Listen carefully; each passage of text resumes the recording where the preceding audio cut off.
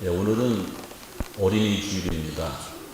미국에서 어린이 주일은 1860년 매사추세츠 교회에서 샤론의 꽃이라는 프로그램으로 예배를 드렸는데, 그것이 이제 시작이 돼서 정식 어린이 주일이 생겨났고, 어린이 주일을 꽃주일로 명명을 했습니다.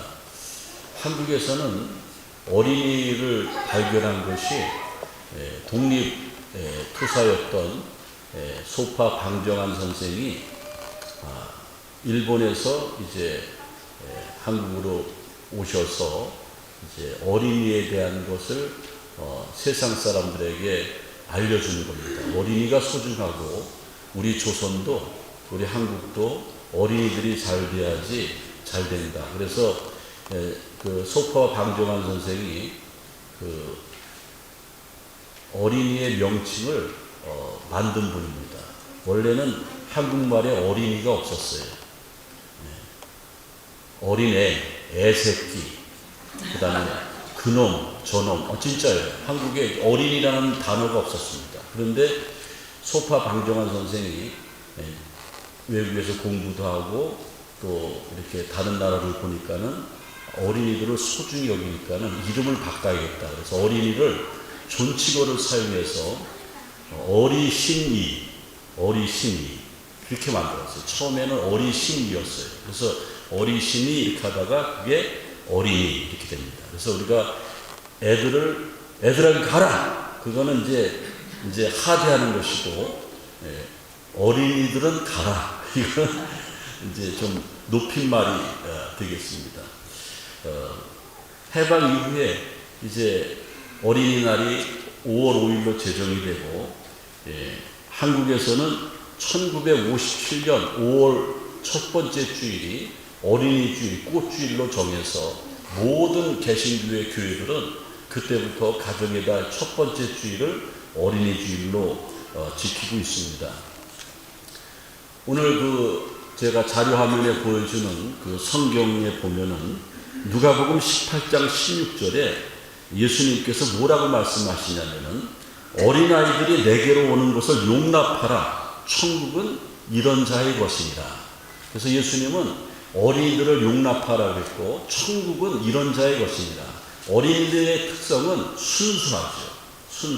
우리 사람들은 누구를 만나면은 머리 막 돌아가죠. 내가 무슨 말을 할까? 오늘 무슨 식사를 할까? 막 그러지 않습니까? 애들은 그렇지 않죠. 아주 순수하고 겸손하죠. 그래서 천국은 이렇게 순수하고 겸손한 자들의 것이라고 말씀을 하고 있습니다. 오늘 어린이 주일인데 특별히 자녀들이 있는 가정들은 좀 사는 사람들은 우리 자녀들이 이제 나중에 어렵지 않게 하려고 집을 물려주고 유산을 물려주고 요새는 비트코인도 막 주고 막 그래요. 잘 살으라고. 근데 사실은요, 아이들에게 그러한 그 재물을 유산으로 물려준다고 해서 걔네들이 잘 사는 게 아닙니다. 물론 풍족한 건 있겠지만은 대부분 엄청난 재산을 물려받은 자녀들의 뒤끝이 안 좋은 것을 알 수 있습니다. 지금까지 미성년자에게 가장 큰 유산을 물려준 사람은 선박왕이라고 하는 오나시스라는 사람이 자기의 친손녀도 아니고 외손녀에게 그가 18세 생일 되는 날에 10억 달러를 유산으로 줬어요. 오래전 얘기인데 10억 달러면요 지금 한국 돈으로 1조 3천억 원입니다. 놀랄 줄 아는 게 은혜입니다. 제가 설교하는데 이게 놀라운 걸 아닙니까? 미성년자에게, 그것도 외손주에게 10억 달러, 1조 3천억 원을 유산합니다. 돈이 너무 많으니까는 그 미성년자 외손녀는 자기가 가지고 있는 인형이 있는데 인형의 옷을 입히는데도 크리스탈 디올 디자이너한테 이렇게 옷을 만들어 가지고 인형 옷을 해 입힐 정도로 그렇게 아주 풍성하게 쓰는 거예요. 그리고 이 18세 소녀가 1년 동안 용돈으로 쓰는 것, 용돈으로 쓰는데 800만 불, 한국 돈으로 100억 원을 용돈을 쓴다고 합니다. 근데 여러분들 이제 부자들 얘기인데 그게 정말 부모로서 할아버지로서 최선을 다하는 것인가? 그렇지 않습니다. 사람은요, 영적인 행복과 육신적인 행복이 있어요. 그래서 사실은 육신적으로 많이 채워줘도 영적으로 가라앉는 사람이 많이 있습니다. 그런데 없어도 행복하고 감사한 것이 있죠.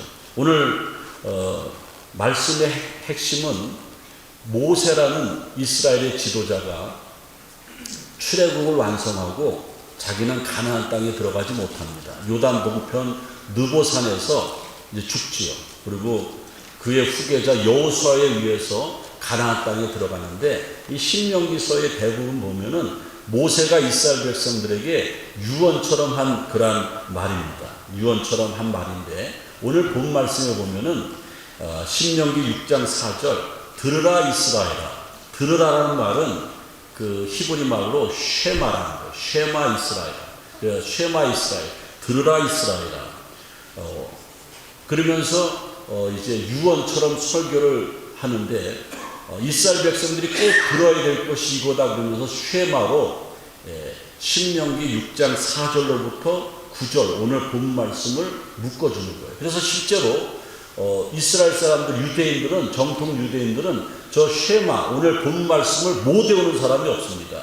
성의식 하려면 다 외워야 되고 저거는 막 줄줄줄 외우는 겁니다.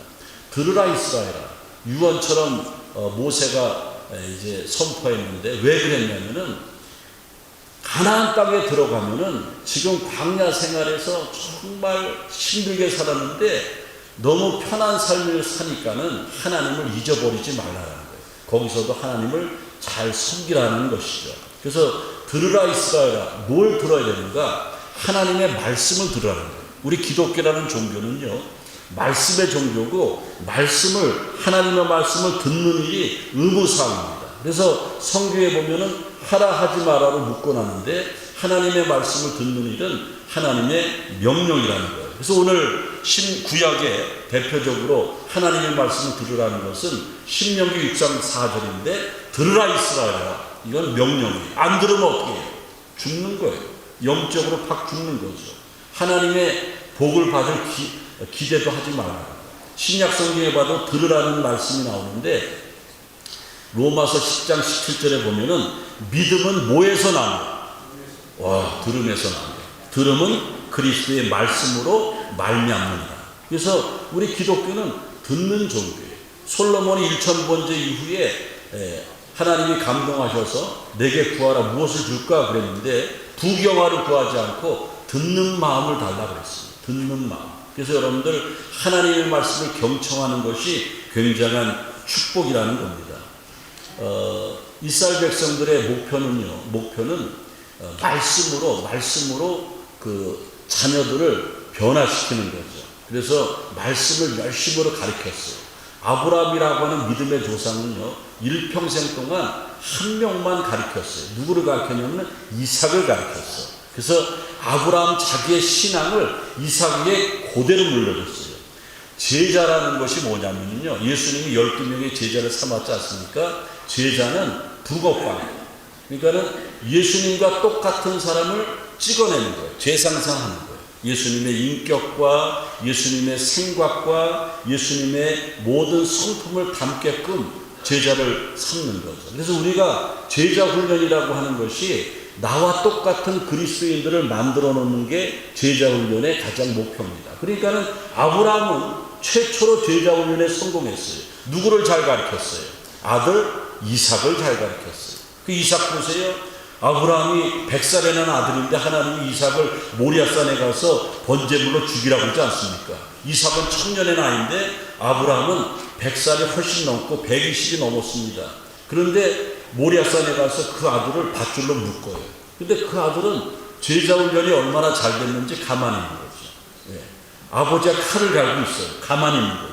우리 같으면 이 노인네가 미쳤나, 왜 나를 죽이려고 그래. 그랬을 거예요. 그런데 아니죠. 아브라함의 신앙, 자기 아버지의 신앙을 확실하게 인지했어요. 그리고 아버지가 믿는 하나님 나의 하나님이다. 그리고 내가 아버지가 기도해서 100살이 얻은 아들인데 하나님이 어떠한 뜻이 있겠지. 그래서 아브라함은요, 한 가지 잘했던 것이 자기의 믿음을 아들에게 유산했어요. 그래서 믿음의 조상이에요. 여러분들 자식들 있지 않습니까? 여러분들의 자식들에게 내 신앙을 유산하면은 믿음의 조상이 되는 거예요. 옆에 사람들 보세요. 이 사람이 믿음의 조상인가, 근접도 못하는가. 이제 오늘 설교 듣고 믿음의 조상 다 되세요. 왜냐하면 아직까지 우리에게 시간이 천차하게 남았어요. 얼마나 남았어요? 12시간 남았어요. 오늘만 내 날이니까 내일은 하나님 주셔야 돼요. 12시간 동안도 여러분들 믿음의 조상이 될 수가 있는 거예요. 왜? 내 아들과 딸에게 내 신앙을 전수만 하면 되기 때문에. 사도 바울은 유대인들이 율법 교육을 받는 것 높이 평가합니다. 이건 뭐 쉐마 이스라엘이라, 그리고 하나님을 사랑하고 이웃을 사랑하고, 이거 다 주옥과 같은 말씀 아닙니까?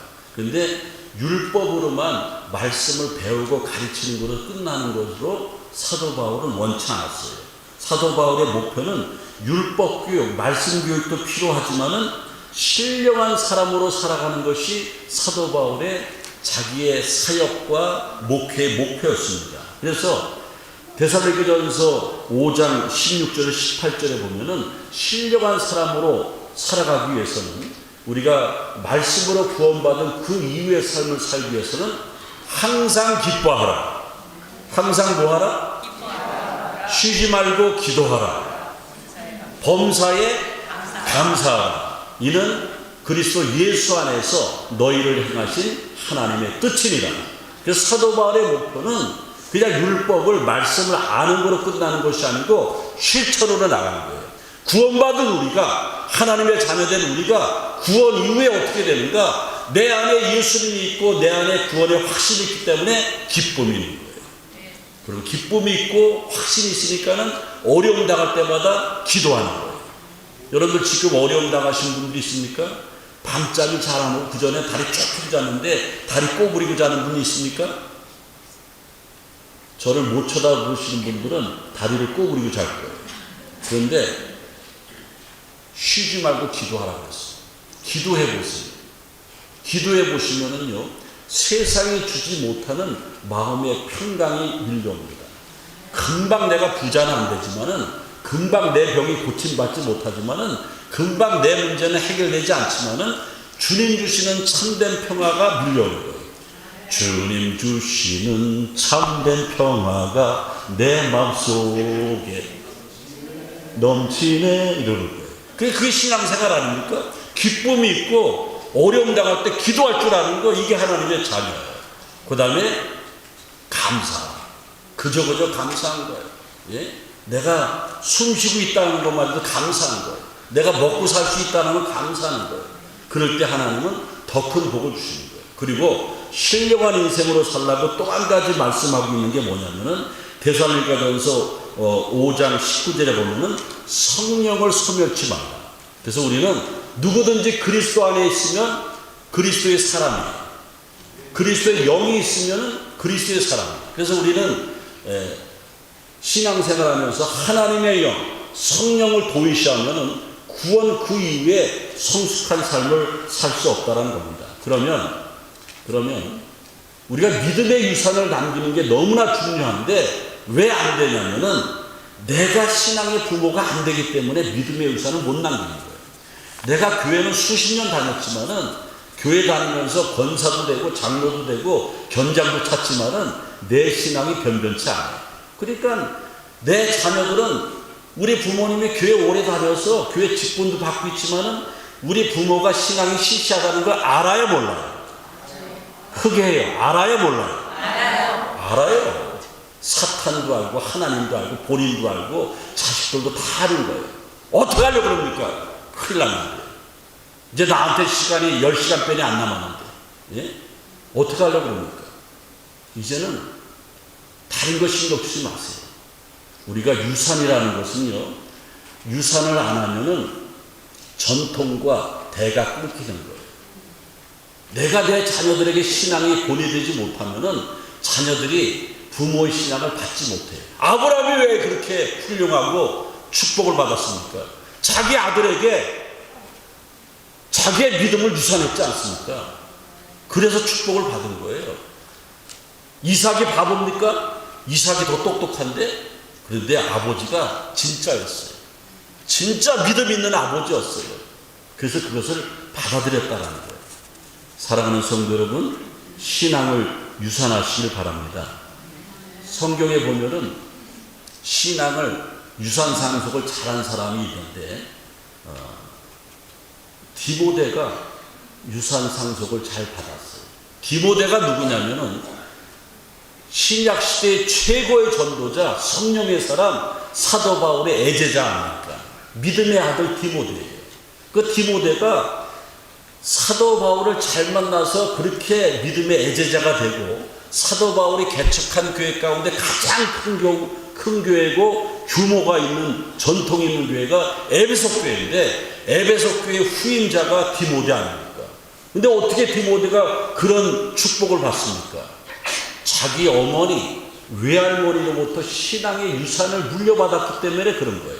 그래서 디모데후서 1장 5절에 보니까는 이는 내 속에 거짓 없는 믿음을 생각함이라. 이 믿음은 먼저 내 외조모, 외할머니 로이스와 내 어머니 유리게 속에 있더니 내 속에도 있는 줄을 확신하노라. 보세요. 이 바울은요, 디모데를 자기 애제자로 삼았는데 이 우연이 된 게 아니고 어려서부터 믿음이 기반이 된 디모데였습니다. 디모데의 아버지는 헬라 사람이었어요. 어머니는 유태인이었습니다. 그래서 어머니 유니게는요, 신앙이 좋았어요. 그래서 사실은 디모데는 어린 시절에 헷갈렸을 겁니다.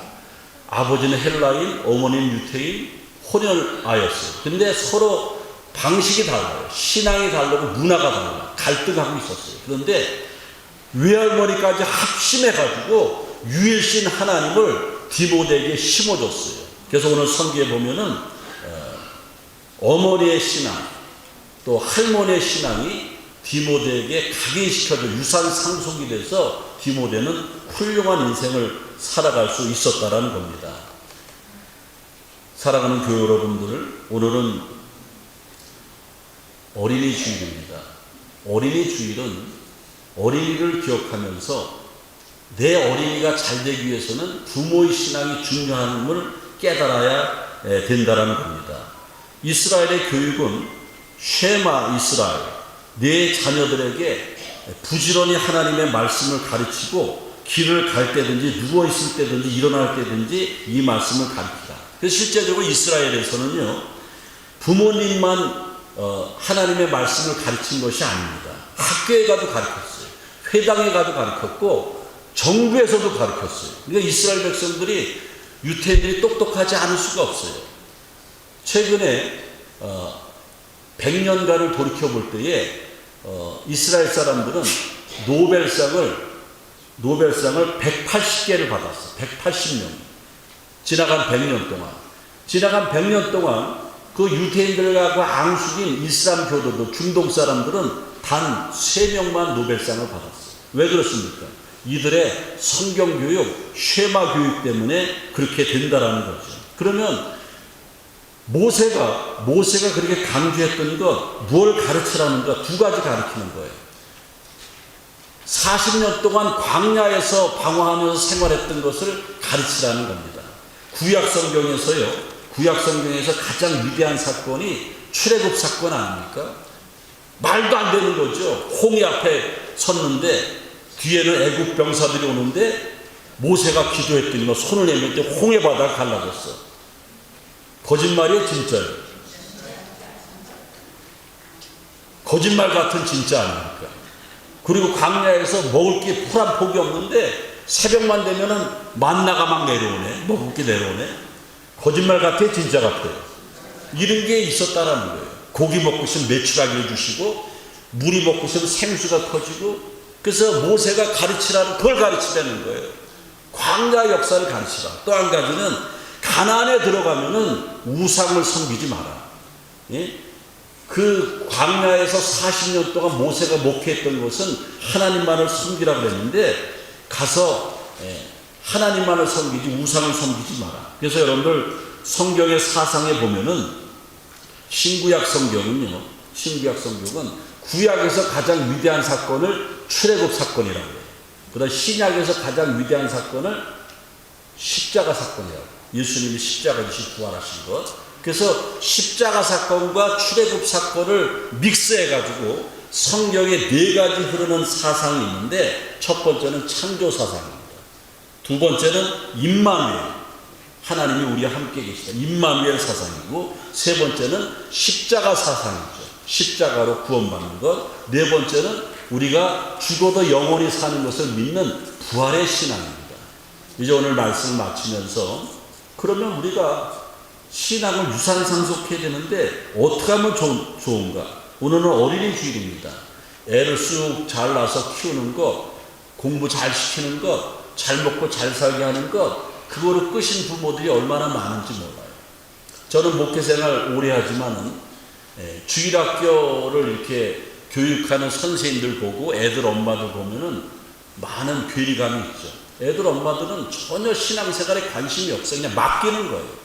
한국 학교들 이렇게 해보면은 그냥 그 시간에 그냥 잠깐 볼일 보고 가려고 맡기는 거지 교회 교육의 중요성이 없어요. 그리고 애들이 잘 안 되면은 교회 탓하려고 해요. 그렇지 않습니까? 여러분들, 중요한 것은요, 교육 심리학자들에 의하면은 애들이 만 5세에서 6세에 학교에 들어가는데, 학교 들어가기 전에 애들의 인성이 80%가 결정이 되는 거예요. 이미 학교 들어가기 전에 애들의 성품과 인생의 방향은 부모를 보고 다 결정이 되는 거예요. 그래서 여러분들, 부모가 기도하는 부모고 부모가 예배하는 부모가 있으면은 애들은 달라지는 거예요. 그래서 여러분들, 신앙교육을 교회 전도사님한테 내맡기고 선생님들한테 내맡기고 좋은 교회 찾아가고 주일학교 잘 되는 교회 찾아가고 천만에 만만에 그런다고 잘 되는 게 아니에요.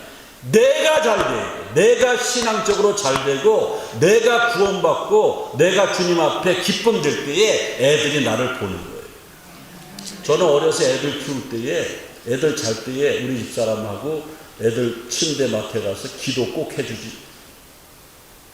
해주지 않습니까? 애부리들이 눈을 뜨고 봐요. 근데 애들이 잘 크는 거예요. 그거 하나만 잘해도. 근데 자기 애들이 잠자리 눕기 전에 가서 기도해 줄 수 있는 신앙은 대단한 신앙이에요. 그것도 매일 저녁 그렇게 한다는 것은 대단한 신앙이에요. 주일학교 교육을 가장 먼저 주장했던 사람은 영국의 로버트 레이크스라는 목사님인데, 이분도 뭘 강조하냐면 신명기 이 말씀을 강조해요. 내 자녀들에게 부르짖으니 가르치라. 하나님의 말씀을 가르치기 위해서는 내가 하나님의 사람이 되어야 된다는 거예요. 우리에게 주일학교 이렇게 가르치지 않습니까? 선생님들을 통해서만 끝나는 것이 아니고 부모가 성경 교사가 돼야지 신앙을 유산상속할 수 있다는 거예요.